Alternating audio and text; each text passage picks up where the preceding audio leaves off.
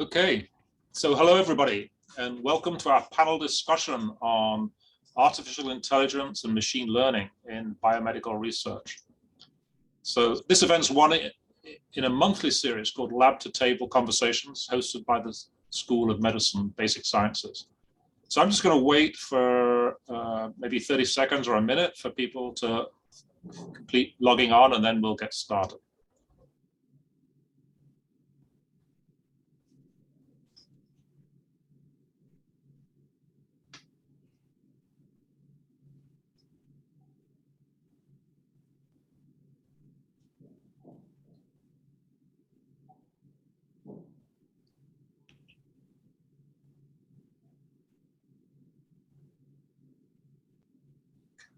Still a few people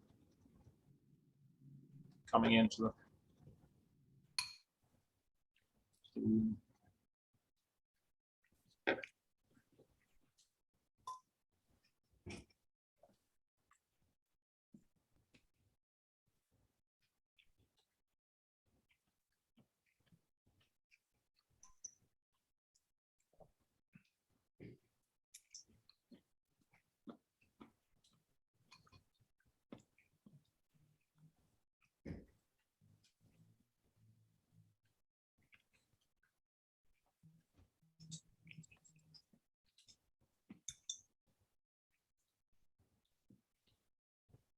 Oh, wow.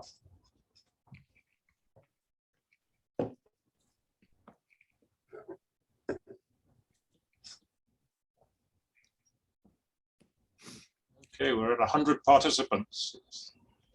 The number's still going up, but I think we should probably begin to get started.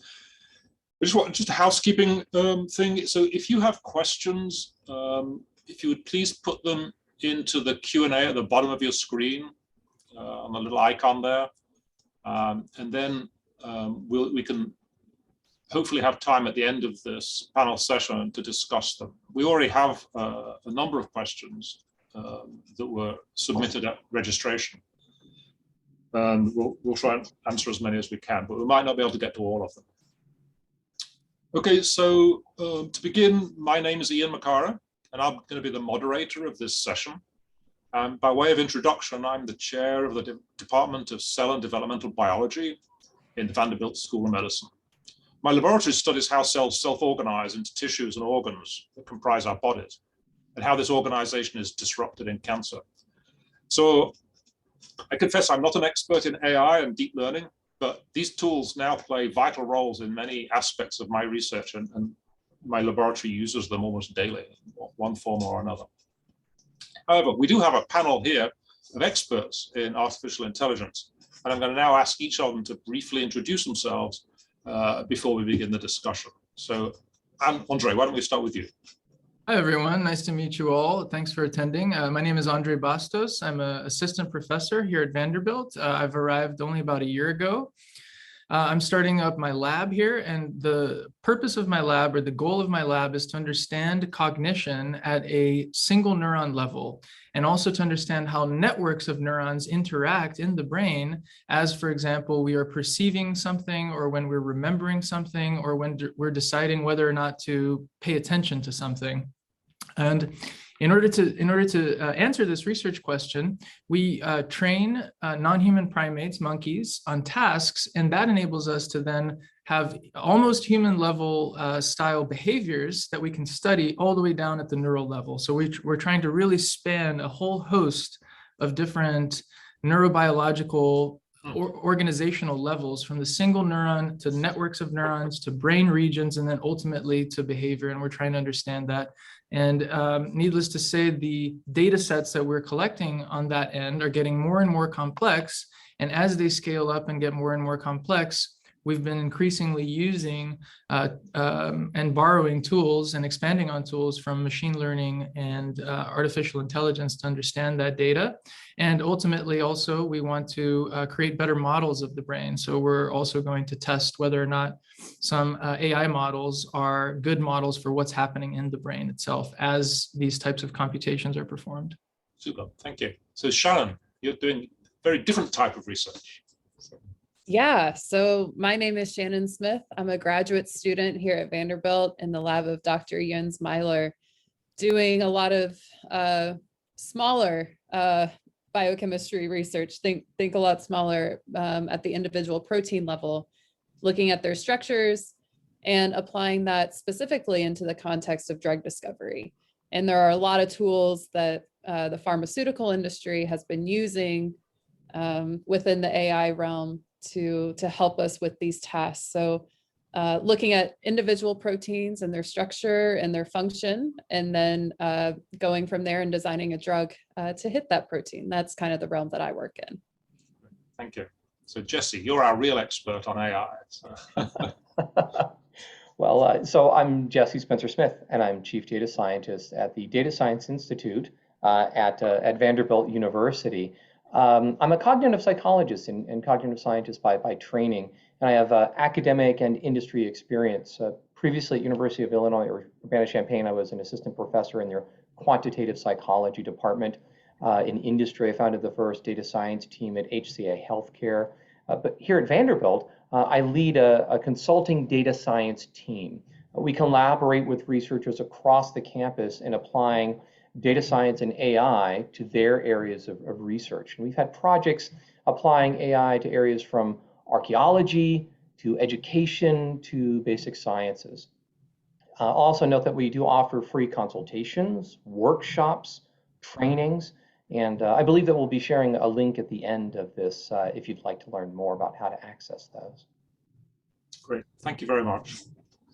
Okay, so let's begin. Just sort of introduction. So my impression is that after decades of false starts and slow progress, AI is now advancing at a really breathtaking rate, and with no indication that it's slackening off or that it's not going to, probably will continue to improve exponentially into the foreseeable future.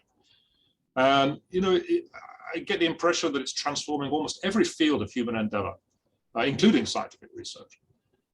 But, you know, I always wonder, well, what exactly is AI? What do we mean by intelligence anyway? Is it related to self-awareness, or can machines be super intelligent without really being self-aware at all? And how is, we're going to talk about how is AI impacting biomedical research specifically, how it's going to change perhaps the way in which we do research, and what ethical dilemmas are associated with AI in general.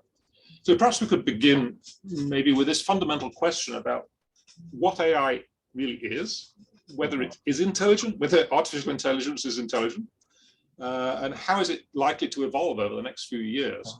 So Jesse, maybe you could go first, and then I'll ask Andre. Absolutely, yeah. So artificial intelligence has certainly been a moving target. So, you know, we've bandied the term around for, you know, 50, almost 60 years, and it's changed over time. I've worked in the area since about the late 80s, but I've never been comfortable saying that I worked in AI. I would say that that I work on memory or decision making. Now I'm perfectly comfortable saying that I'm working in AI because things have changed that much, really, primarily in the last 3 years. So if you had asked me 4 years ago whether awareness and self-awareness was necessary to get these types of levels of performance that we're seeing, I would have said yes. So don't count on it anytime soon. But then we had the advent of a new type of very powerful learning system, deep learning network called transformers.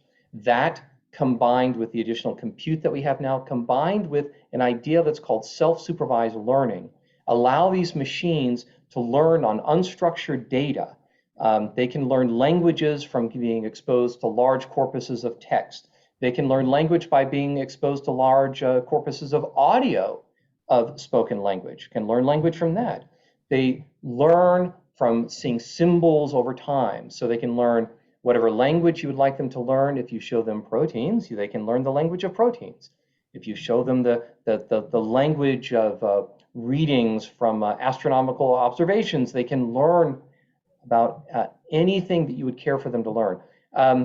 And the big change has been we don't have to have labeled data now. They can learn from unstructured, learn in a different way than we learn, but learn in the sense of just being exposed and doing self-supervised learning. And this is not self-awareness. I think of these large language models that are driving a lot of this development as representing a crystalline knowledge. It's knowledge that you can use, you can ask it to reason, you can ask it to solve problems, but there is no self-awareness there. Instead, it is a highly capable collection of well-organized information that you can draw on to solve problems. It augments. Great. Thank you. That's really interesting. So, Andre, I mean, you work in cognition. So I'd be very interested in how you perceive this, when we talk about artificial intelligence and how it compares to even a primate cognition. So that's an interesting line of research. There's been a lot of recent advances in that, a lot of it done by the lab of Jim DiCarlo at MIT. And so, for example, taking the deep learning network, it has been shown that that deep learning network can perform in a very human-like way on tasks such as image recognition.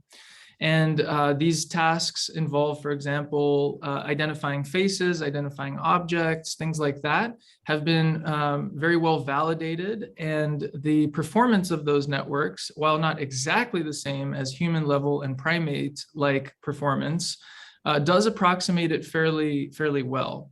But then the question is, for me, as a neurobiologist and a neuroscientist, is why? Why is it that it approaches that level? And for that, you need to go inside of those models and to understand what those models are doing and how an input, which is like just say a bunch of pixels, is then being transformed into this high-level output, which is the categorization. This is a face, this is a house, this is a car.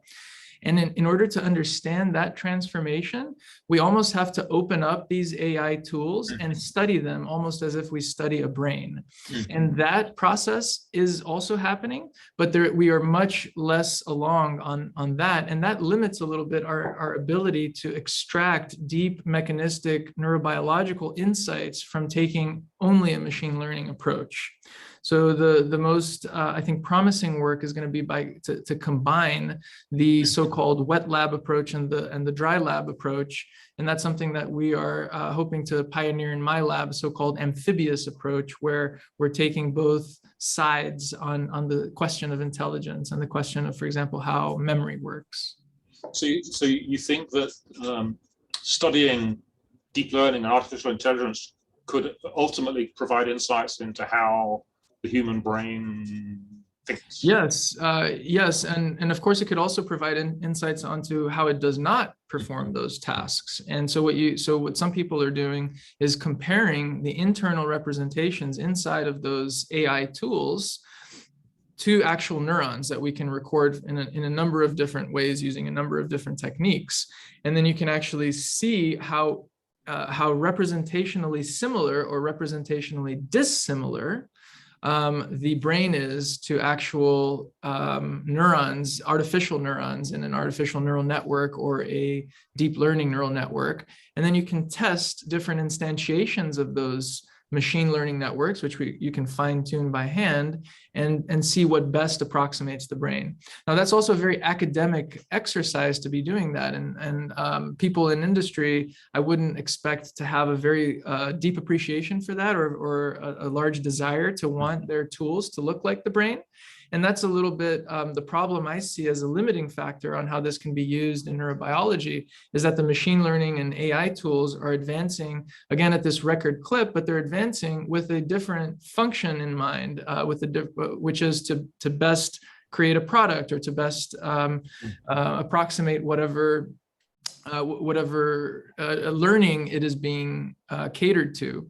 And so then transitioning that understanding, as interesting and as good as the performance might be, to actually informing our neuroscience understanding of how the brain works, that's a significant endeavor. And it's not a naive application of machine learning to brain data, for example, won't get you there. You need a lot more tools, some of which may not have yet been developed even to understand the parallels there between AI and biological intelligence. Yeah, that's very interesting.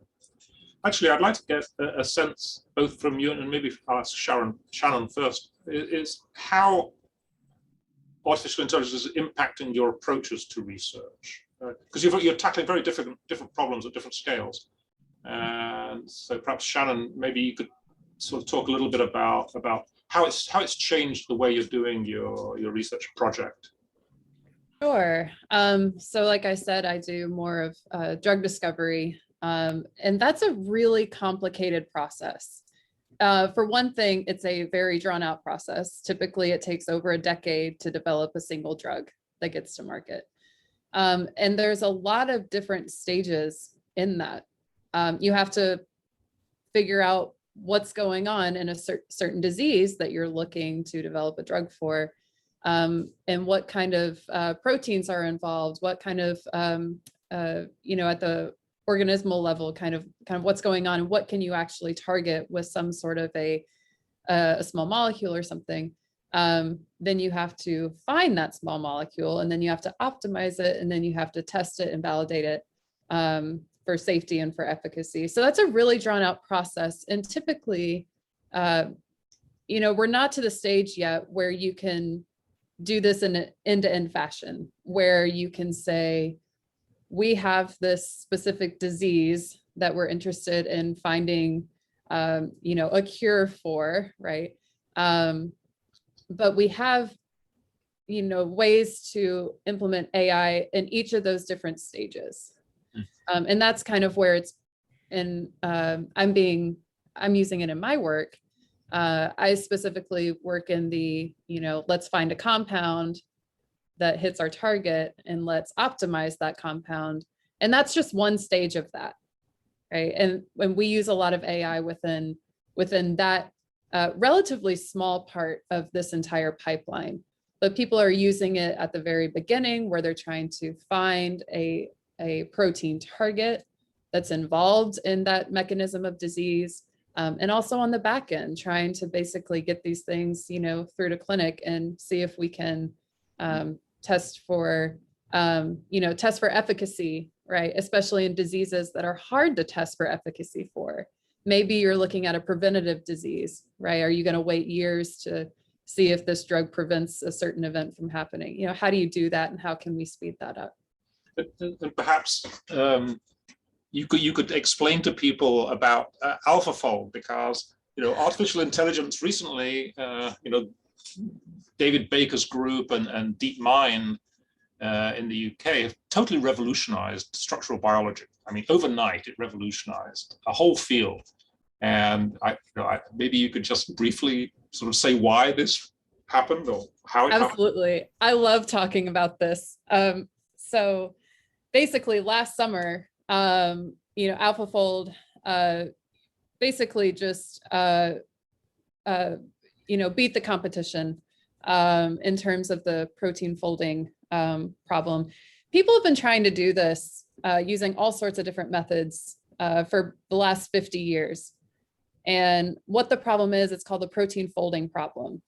And you're given a sequence, you know, coming from your DNA sequence, goes to RNA, goes to protein.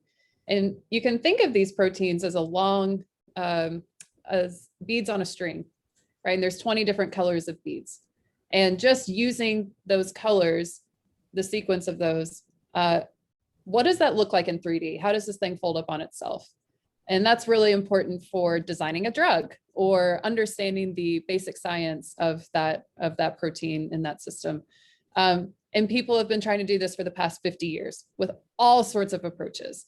And then last summer, both David Baker's group and also DeepMind, within the same week, more or less, kind of came out with these, you know, data-driven approaches that people have been trying to do for years, but really just overnight, like you said, just kind of came out and said, hey, we kind of solved this problem. Solve the problem. And they sort of did. I mean, they took a huge step in the right direction. Absolutely. And they also provided a database where it's, you know, anybody who has internet connection can go and search for their protein that they're interested in and get a predicted structure out.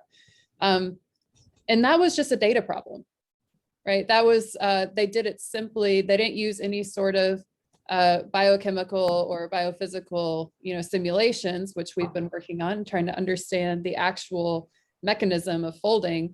They just took, these huge sequence and structure databases and put them in and made it a big data problem. And they were able to solve it that way. And that completely is changing the biomedical research landscape. Things that were once untouchable from a structural perspective are now, we at least have a first big step in understanding what that looks like and how we can begin to use it in something that could potentially be medically, clinically relevant. And it's really cool, really, really cool. It was absolutely mind-blowing when it first came out. Really, Oh, yeah. It was absolutely astonishing. Yeah. So actually, I just want to go back to something Andre said. I asked Jesse about this. Is this idea that really, you know, the way machines think could be quite different than the way humans or primates think, and they're not really designed to think in the same way. No, that's right. Yeah. But so yeah, what's your take on this, Jesse? No, that's absolutely right. You know, early on when we first started to make progress with vision models, these were with convolutional neural nets, and the convolutional neural nets were designed to sort of ape the V1 visual cortex. We sort of took a page from there to sort of figure out how to make these networks work better. And some of the representations might look kind of similar in terms of similarities between objects, but man, the learning mechanism is completely different than how we do it biologically. And now with this new generation of models, these transformer models, that looks completely different. The representations that you see, you know, what's being attended to, you know, how this is distributed across the network. It is very alien. In the questions, Ken Lau mentioned AlphaStar, which was early effort to see if an AI could play StarCraft 2, and it did, and it's, you know, world beating, but it plays it in a way that humans don't play. So absolutely, these are very different ways of solving problems. It doesn't mean that they're not useful, because they can provide solutions or suggestions for solutions. And you can also probe a bit to understand how it's being represented and how things are happening. But by and large, it does not look like humans. So actually, you know, it's interesting this because I'm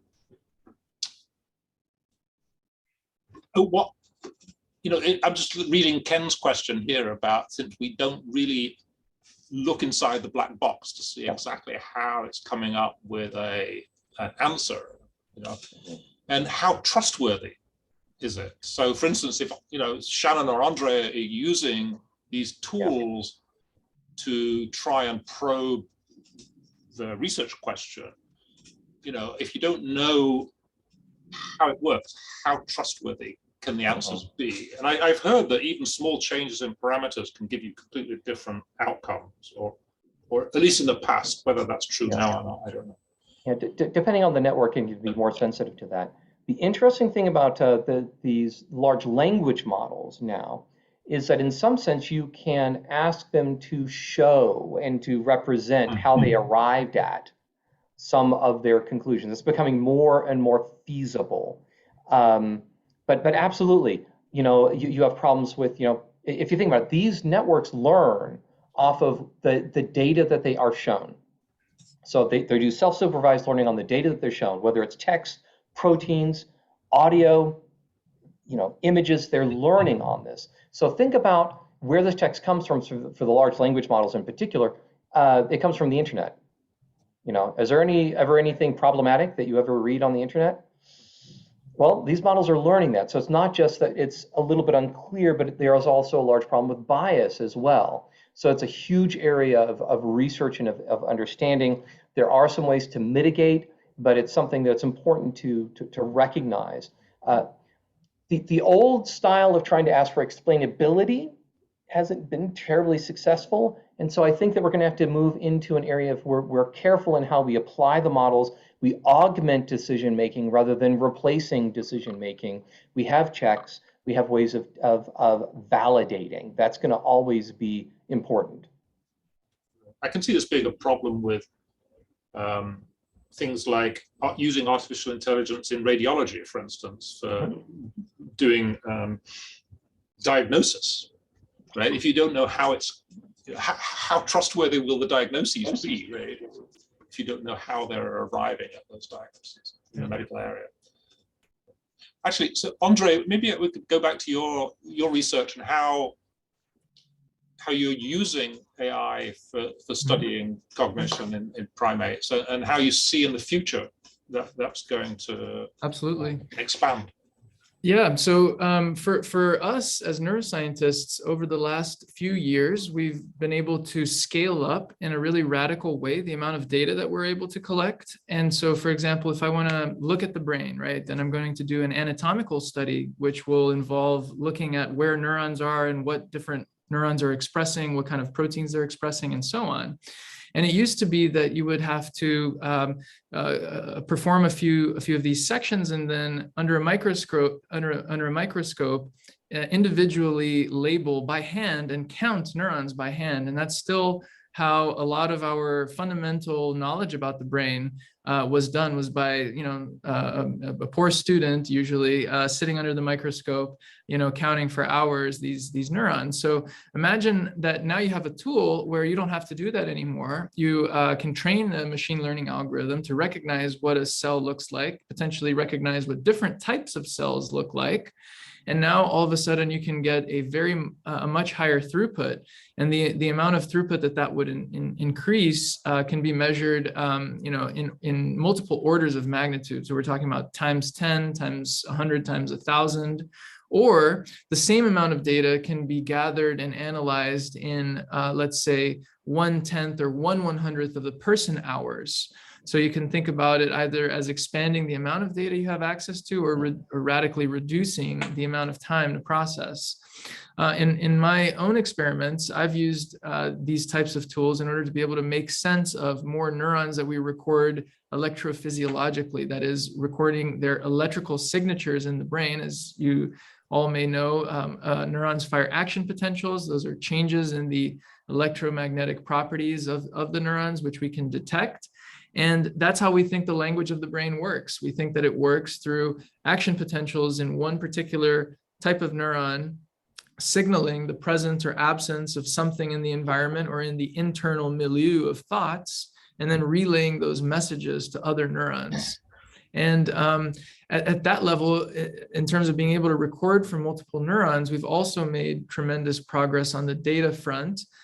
So about 10 years ago, it was only feasible for a typical laboratory to record maybe dozens of neurons simultaneously at an incredibly huge cost. But now we have access to data sets containing thousands of neurons, and that's becoming increasingly available to middle-sized laboratories. And so we've really seen an expansion of about 100 to 1,000. And that is going to continue in the next coming years. And we can look forward to another expansion of around that, 1 or 2 or 3 orders of magnitude in the coming years. And so increasingly, and then again, in that field, it used to be the same way. Somebody would look at those individual neuron traces and then really be able to determine, is this signal, is this noise? Do we include this in our analysis or not? Those decisions are clearly things that can now be shipped off to machine learning. And we as neuroscientists can then use the output of those tools, where are the cells, where and how are they firing, to then generate lots of data which we can analyze.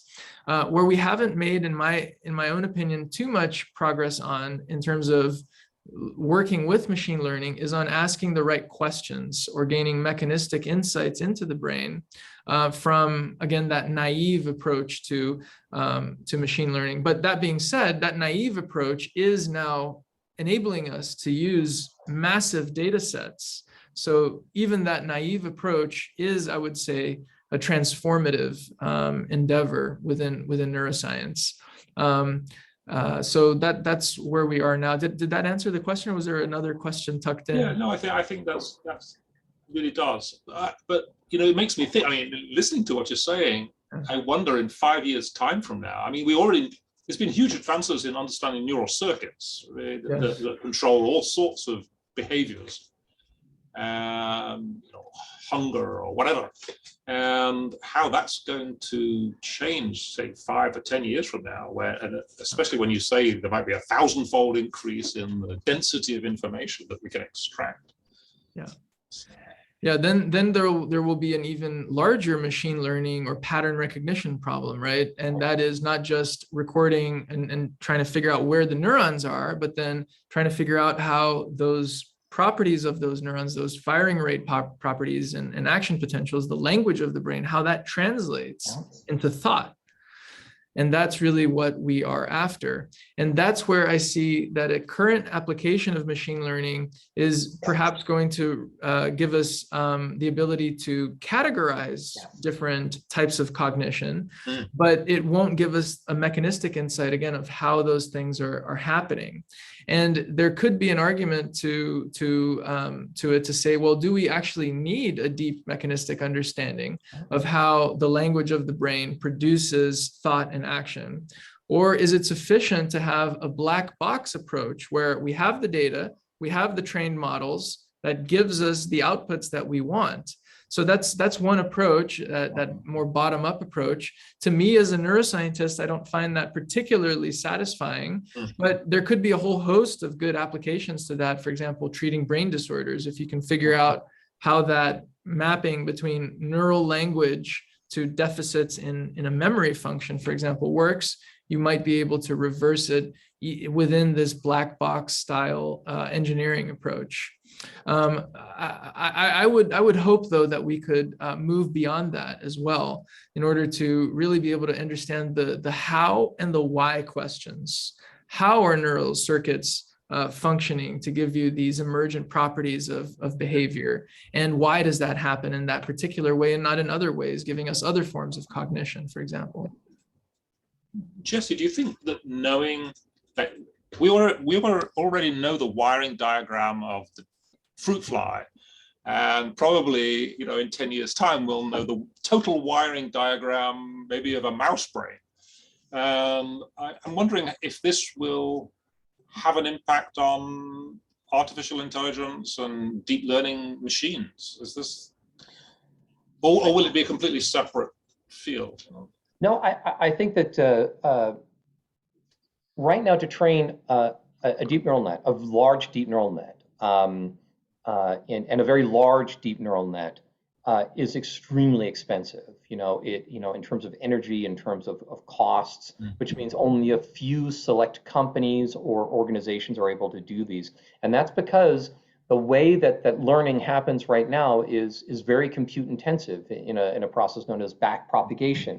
This is not biologically motivated. This is a brute force way of doing it. So if we did understand how the biological systems worked, then I think that there would be another huge advancement in the training of these deep neural nets. So Vishnu, just on the questions, was asking, why do we need the larger models? Why not just train smaller ones? You get larger emergent capabilities as you go to larger and larger models. They're able to do reasoning. They're able to solve different types of problems, like logic problems they can solve. Once they get large enough, they can solve very different types of tasks. And it's the same model solving many, many different tasks, visual puzzles, categorization, audio, all in the same model, kind of like we would expect a human to be able to do. Not human performance, but human level performance, meaning you can perform as well as even though you do something completely different. But in order to do this, you have to power a small city for days, weeks, or even months, the equivalent power to be able to do that. So getting more out of the training, getting more out of smaller models.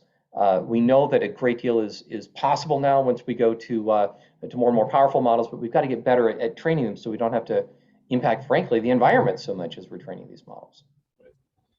Yes, I always think we're very proud of our technology, but then I look at a living organism, and I think, wow, we have a long way to go. Yeah. Oh, if you compare the number of free parameters, that a human has, and here I'm not on a log scale here, that a human has versus what the machines have. That being said, the number of neurons that you have in a frog brain do a really good job of driving a car. Yes. It's no longer good at being a frog, but it's very good at driving a car. So you have a lot of capabilities. You don't have consciousness, you don't have self-awareness, but you have the ability to solve problems creatively. Yeah, I often wonder, we talked about this yesterday, when I'm driving my Tesla and I'm looking at the screen, and I get the sense that it's perceiving the world in a Yes. way, sort of like a frog, right? I mean, it's perceiving, it's not taking a photograph. It doesn't see the trees or the buildings. It sees a stop sign. It sees traffic lights, That's right. And that seems to me, it's perception, it's cognition. That's not that different from the way an animal would perceive things. I mean, it's a semantic layer, right? So you're immediately jumping to the meaning and the capabilities and what's happening, rather than, oh, here's a group of pixels. You very quickly go up to this level. That's what's so different and what's changed in the last just even 2 years, that these models are able to pull out meaning and create representations and learn the language of whatever you're showing it. Learning the language, like Shannon was just saying last summer, learning the language of proteins by seeing and being exposed to and doing self-supervised learning. Transformers are the name of the deep learning models that have these general purpose learning capabilities.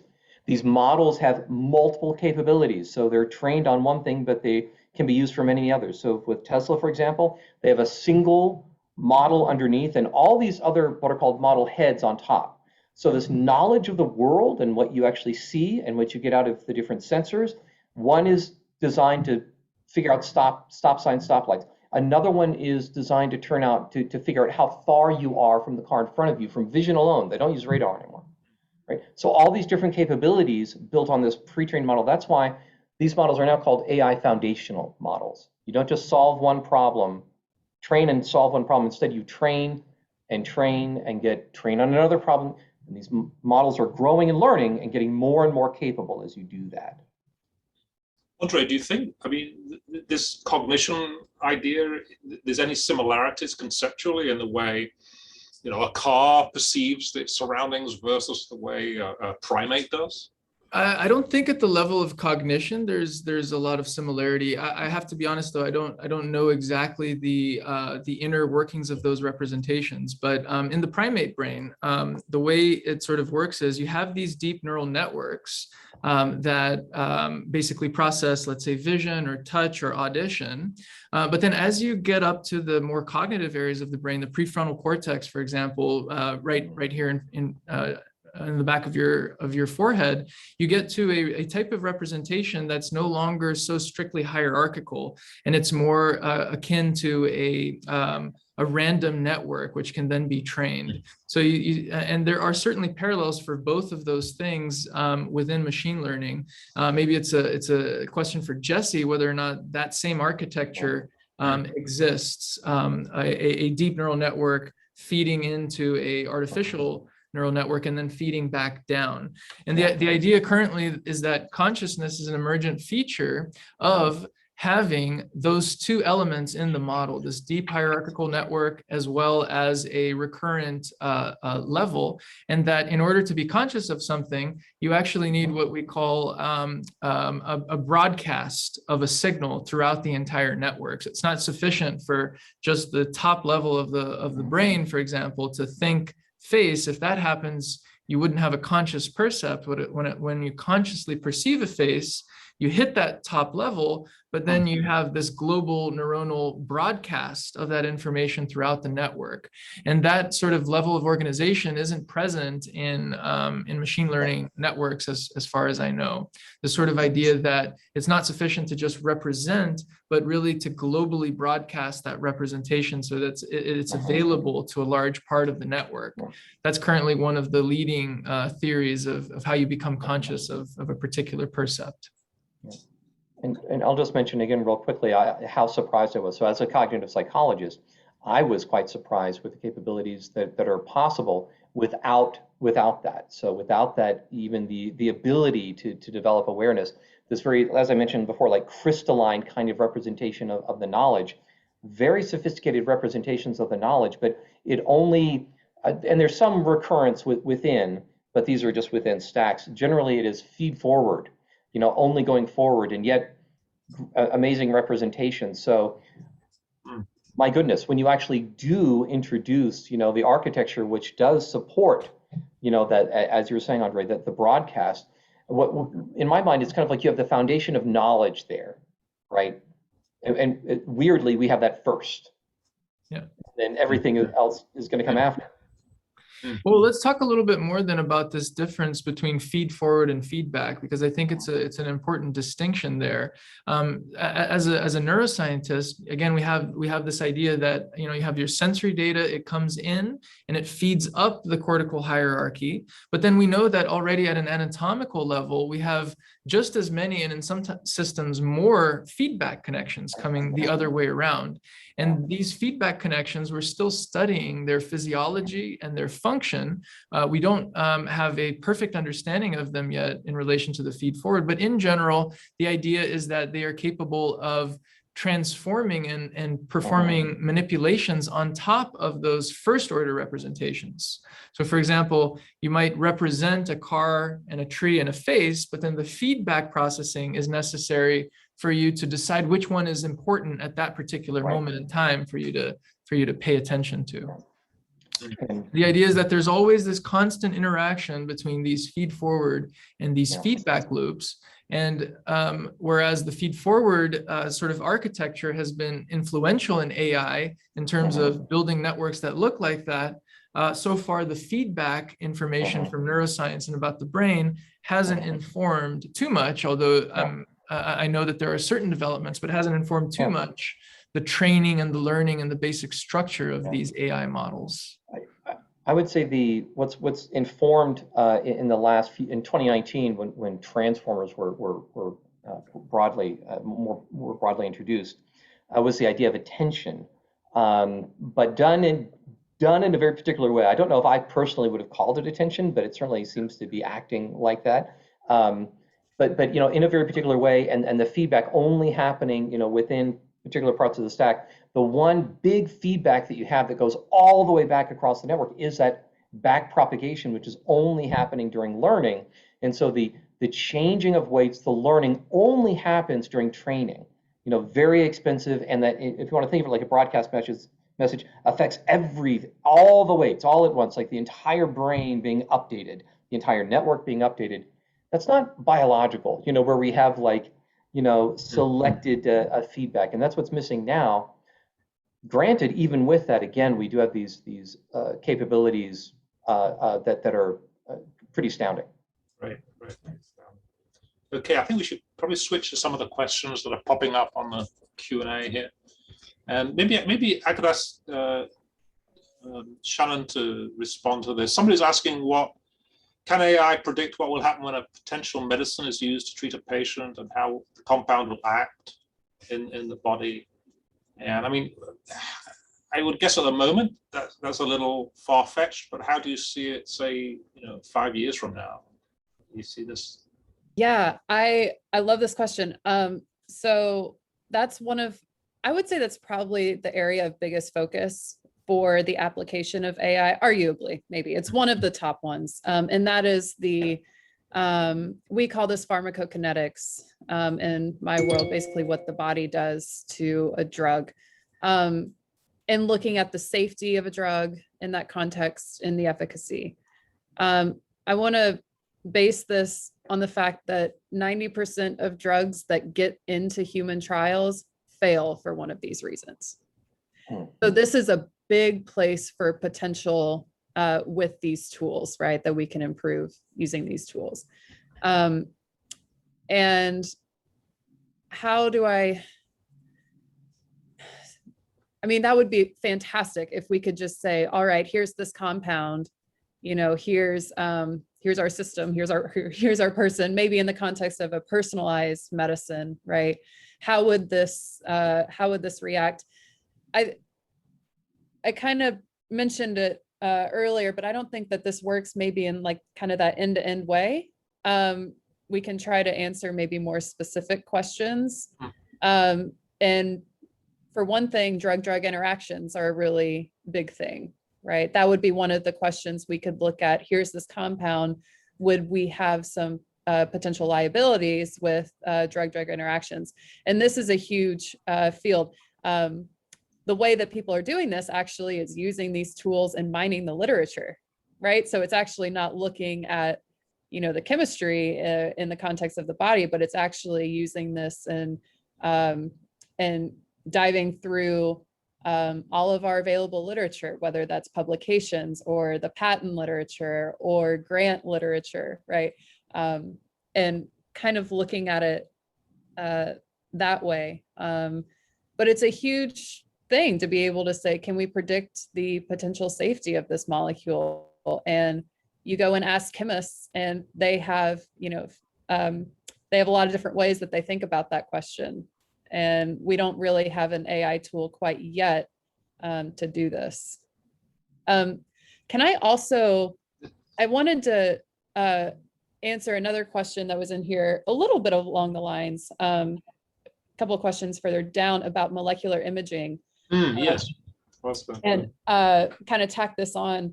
And so one of the things that you look at is when you go into clinical trials, right, you're looking at, you'll take blood samples, right, and look at the different concentrations of, different things within the blood, or do imaging studies, which is how I'm hooking into this question, or histology, whatever, if you do a biopsy or something.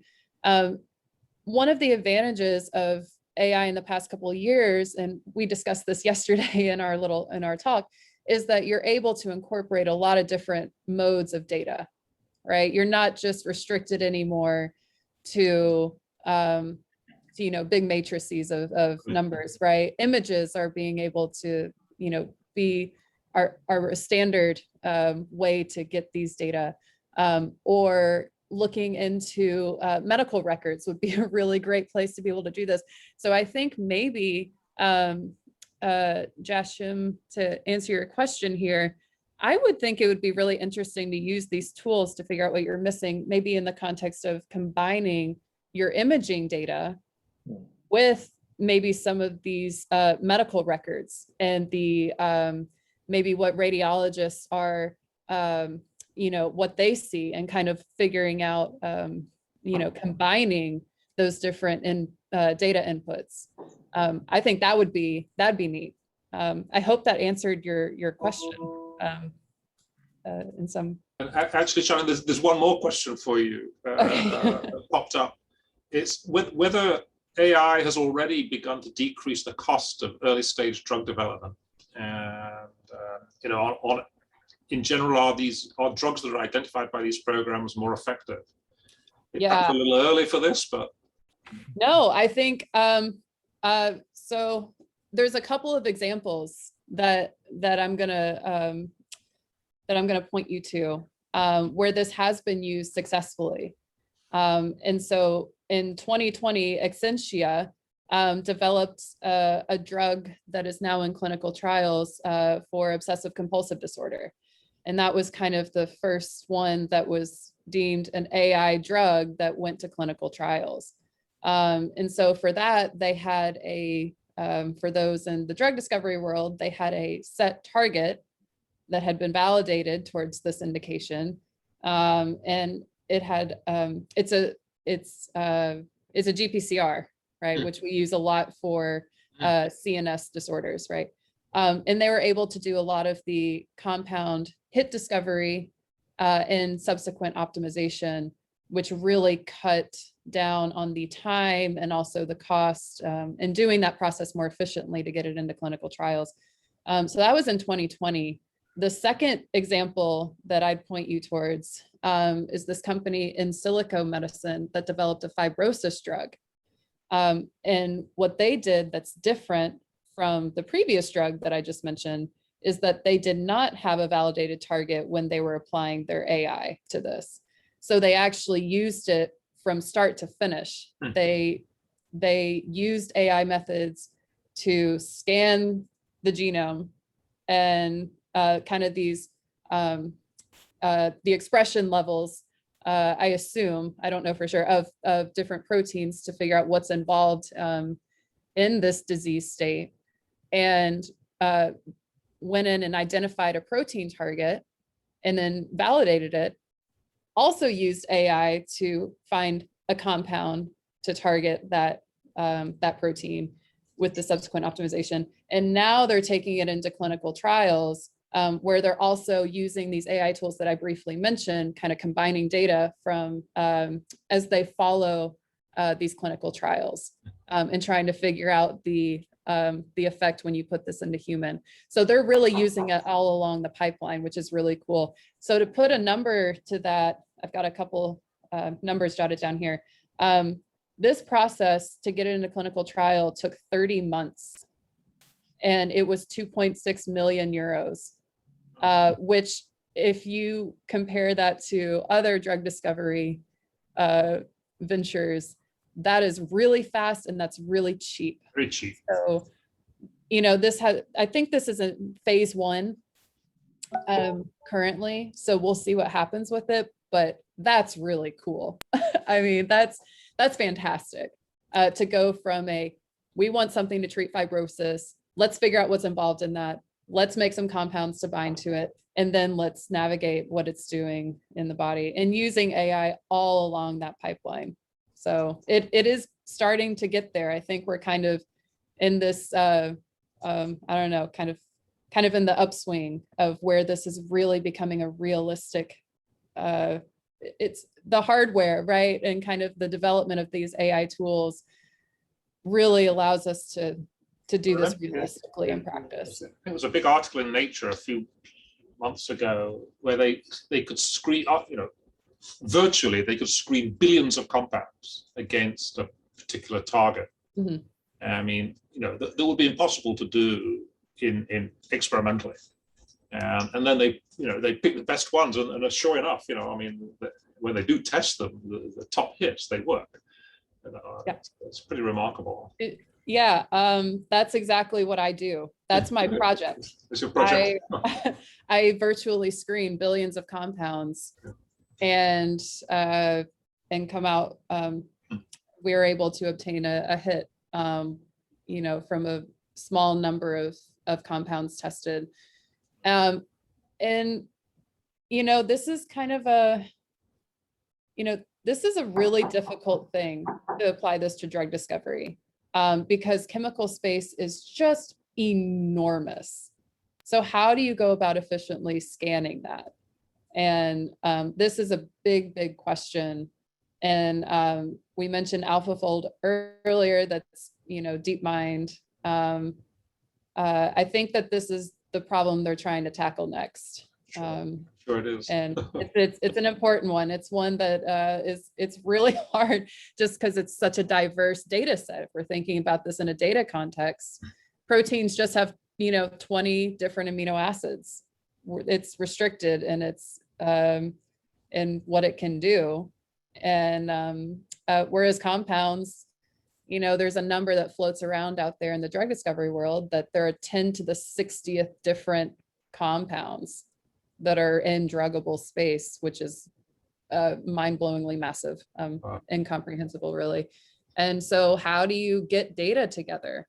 How do you curate something like that where you don't know anything about a huge chunk of that? So that's the big thing in the small molecule context, we'll see how that comes about in the next couple of years. Cool. Maybe we can finish up. There's a couple of sort of ethical questions, I guess, here. Well, or limitations. So one question is, and maybe Jesse could ask, is it says, because the AI only know what we show them, how worried are you that we will miss new phenomena that have rules different from what we've witnessed so far? So I guess there's this whole issue about how we train AI and what data sets we train them on. That's right. And so this can be put underneath the header of under-specification. So you're asking a model to do something or make predictions on something, but you've not shown it enough so it can fully understand or fully model all the different possibilities. So one thing that's important is that it's no longer good enough, you know, to version our code or even to version the models that we have. We need to be versioning our data and to know what we're actually training the models on to be sure that we do cover the full spectrum of the possibilities, including the edge cases. So that's a real ongoing problem.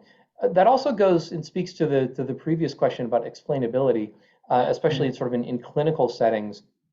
Often the answer is, did the model learn on a patient like this?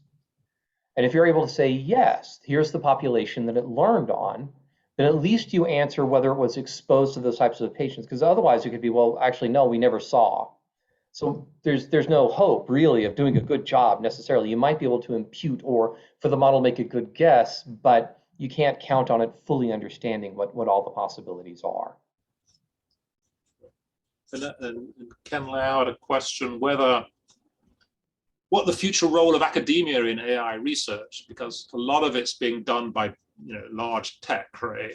Yeah, like Google and so on. And is that a problem? Yeah. Or will we eventually be at the mercy of the That's so.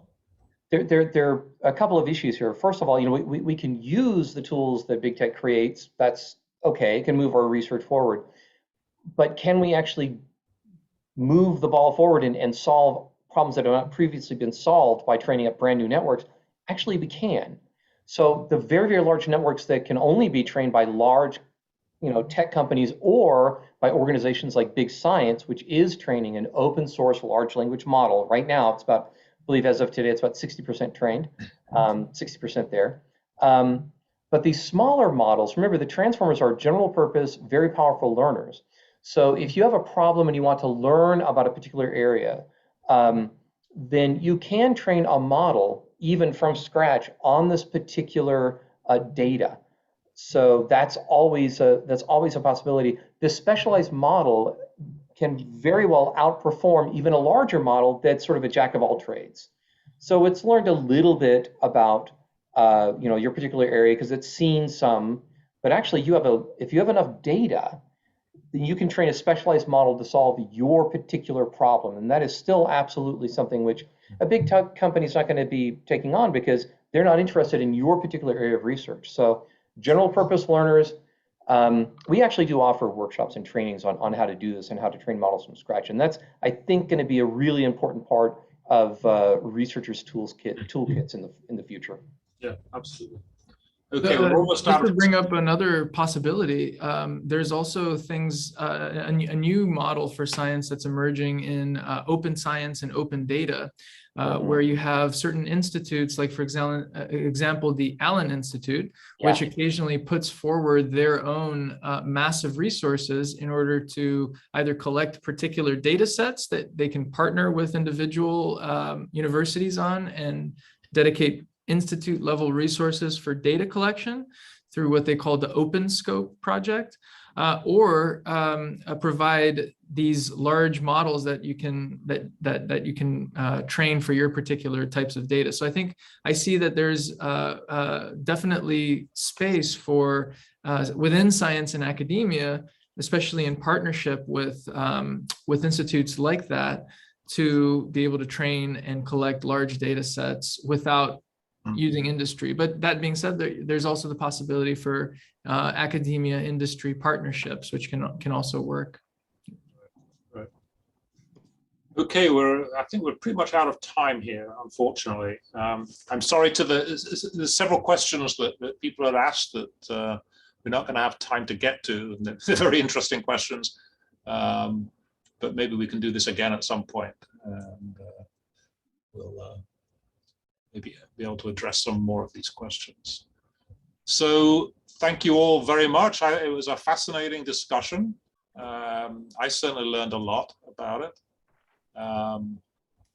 And I really appreciate it. It was very informative, and I hope everybody who was listening in enjoyed the discussion as well. So thank you very much. And I'm going to say goodbye to everybody. Thank you.